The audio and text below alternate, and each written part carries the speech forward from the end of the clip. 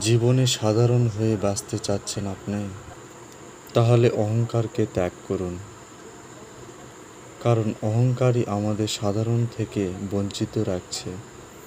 আপনি কি নিয়ে এসেছেন, কি নিয়ে যাবেন, বা কি তৈরি করেছেন এখানে? কিছুই তো আনেননি, কিছুই তৈরি করেননি, কিছুই নিয়ে যেতে পারবেন না।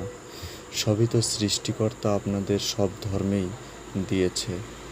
তাই এত অসাধারণ ভাব দেখানোর কোনো প্রয়োজন নেই কিন্তু আমাদের। আমরা মনে করি আমরা অসাধারণ ব্যক্তি, আরও অসাধারণ হতে চাই। কিন্তু যারা সাধারণ ব্যক্তি হতে চায় তাদের পাশে একবার দাঁড়িয়ে থাকে ভাবুন তো, কেন সাধারণ হতে চাচ্ছে? কারণ অহংকার জ্ঞান থেকে বঞ্চিত করে, ধর্ম থেকে বঞ্চিত করে। তাই আসুন সবাই মিলে সাধারণ হয়ে